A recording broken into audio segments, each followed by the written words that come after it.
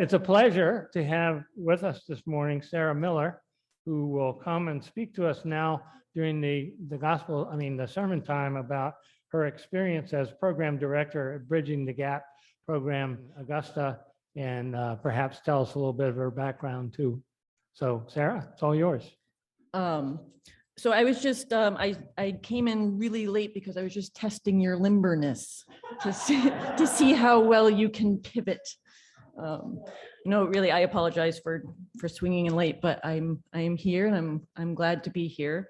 So my name is Sarah Miller. I'm the administrative director of Bridging the Gap, and I'm really privileged to be here as part of your journey. So good morning, and what a beautiful morning it is.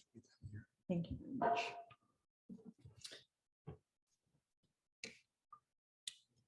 And I'm getting old, so I have to switch my glasses.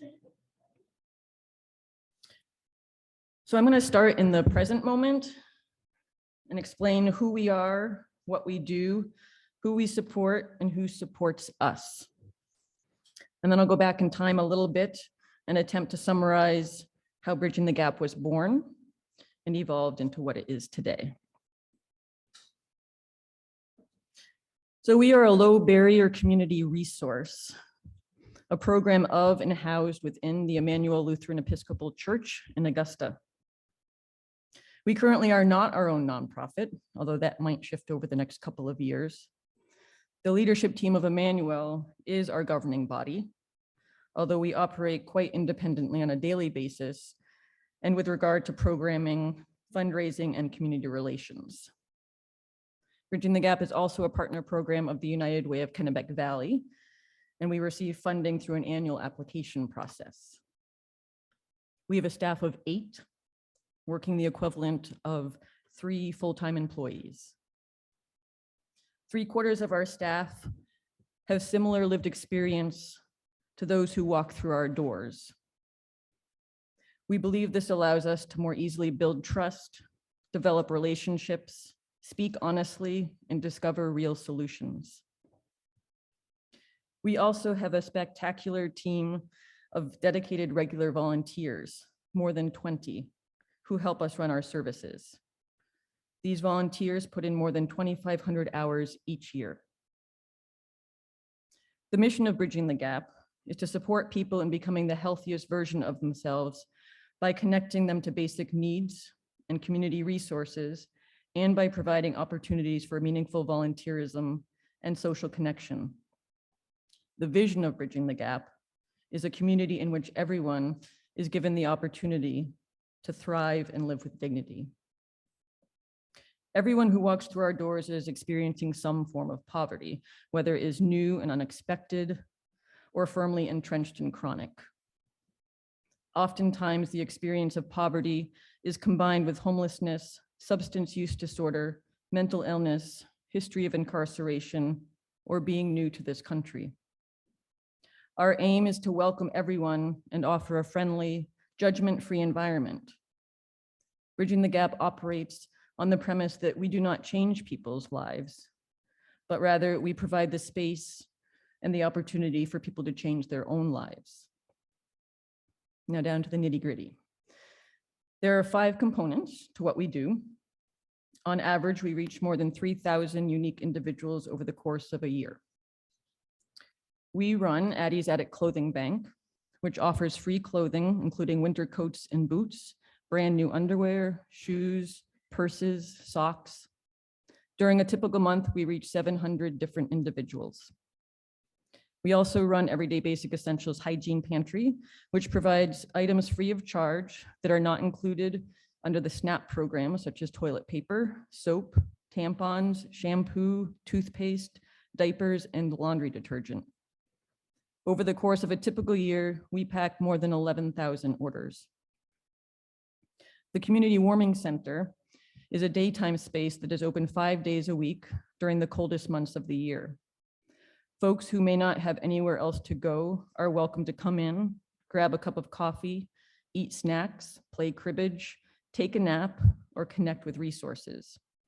On any given day, there might be 3 to 10 people who visit. We run the Building Bridges volunteer program, which is available to individuals who are wanting to build certain skills, develop confidence, and gain stability. Participants commit to an ongoing volunteer role to help run Addie's Attic and Everyday Basics. They set personal goals and work with a staff person to achieve them, and they also attend monthly workshops and meetings. Lastly, we offer resource connection and support. This component of Bridging the Gap has expanded tremendously since we began. A small team supports individuals in connecting the dots toward a more stable situation by listening, suggesting area resources, and helping with next steps. We collaborate with over 50 local and regional agencies, organizations, and entities to help people get from point A to point B. We also bring other resources on site on a weekly basis. We've also always had a small helping fund, and this past year we created the Augusta Centralized Helping Fund that combines 3 other helping funds. That way, individuals seeking support with rent or car repairs or utilities do not have to call 4 different places and tell their story 4 different times. Finally, over the past 2 years, we have really begun to lean into systemic change. We are very active in local conversations and task forces that address poverty and affordable housing. It could be said that Bridging the Gap has a dual focus, supporting individuals with short-term immediate need and working to identify and implement long-term solutions. I want to read a short parable that illustrates this approach.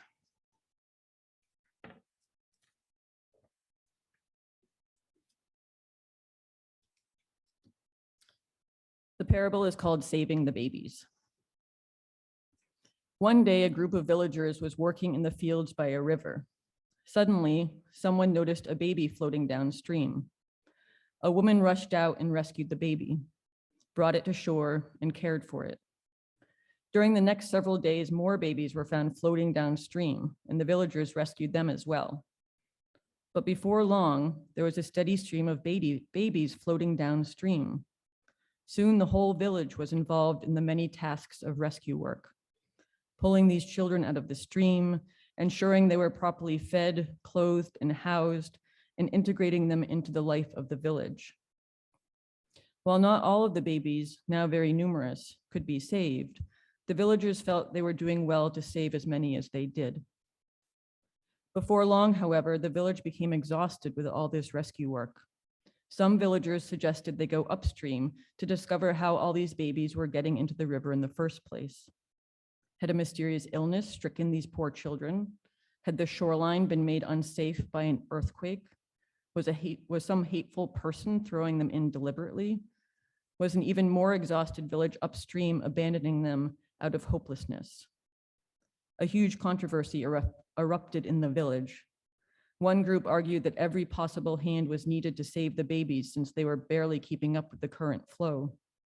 The other group argued that if they found out how those babies were getting into the water further upstream, they could repair that situation up there, and that would save all the babies and eliminate the need for those costly rescue operations downstream. Don't you see, cried some, if we find out how they're getting in the river, we can stop the problem and no babies will come down. By going upstream, we can eliminate the cause of the problem. But it's too risky, said the villagers. It might fail. It's not for us to change the system. And besides, how would we occupy ourselves if we no longer had this to do? This parable illustrates a dilemma of choice. Do we direct our energies and hearts and minds to rescuing victims or to making sure babies don't fall into the water? The answer for society is probably both.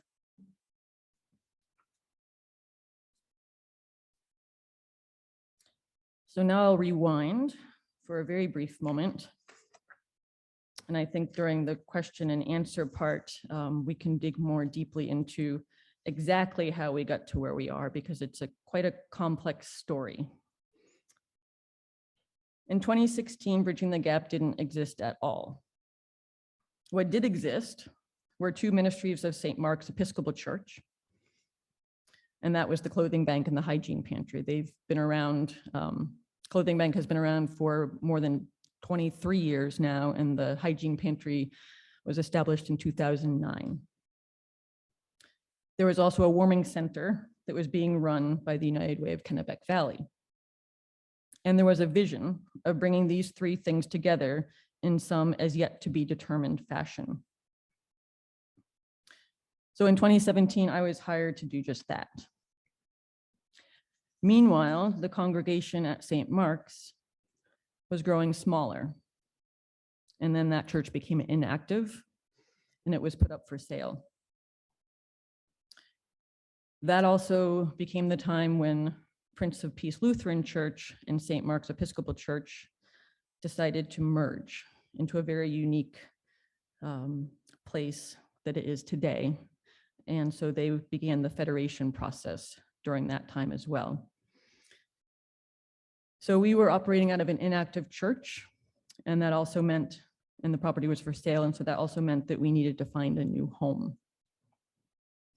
So the very short story is that even as St. Mark's and Prince of Peace were on their own journey to combine their congregations and become a federated church, it became clear that the answer to bridging the gap's location issue was to move into what is now the Emmanuel Lutheran Episcopal Church, the former Prince of Peace property in Augusta. So we were welcomed there. We occupy about 1/3 of their building, and they are an active church.